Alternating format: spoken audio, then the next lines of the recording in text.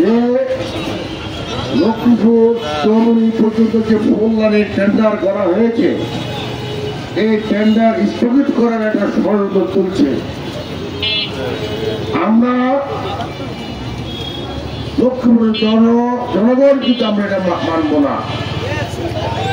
এবার অনতিবিলম্বে এই লক্ষ্মীপুর চৌমনির ফুল লাইনের কাজ আরম্ভ করতে হবে, না হলে এই লক্ষ্মীপুরের জনগণ কিন্তু এই আজকে যারা ষড়যন্ত্র করছে, যারা আজকে এই কাজকে স্থগিত করার জন্য একটা ষড়যন্ত্র লিপ্ত হয়েছে, তাদের বিরুদ্ধে তীব্র আন্দোলন গঠন করা হবে।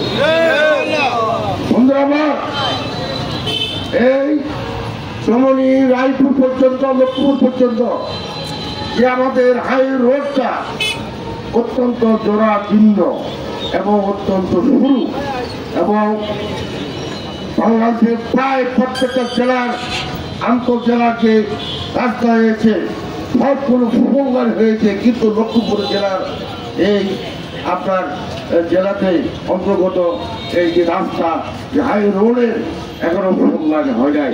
যা হোক, এটা টেন্ডার হয়েছে, আমরা শুনেছি এই টেন্ডার হওয়ার পর ভিতরে এই স্থগিত করার জন্য একটা ষড়যন্ত্র করছে। আমরা অনুরোধ করব এই যোগাযোগ মন্ত্রণালয় এবং সরকারকে, আপনারা অনতিবিলম্বে আপনার এই ফুলদানের কাজ আরম্ভ করতে হবে, না হলে এই লক্ষ্মীপুর জনগণ আপনাদেরকে কোনদিন ক্ষমা করবে না। আপনারা জানেন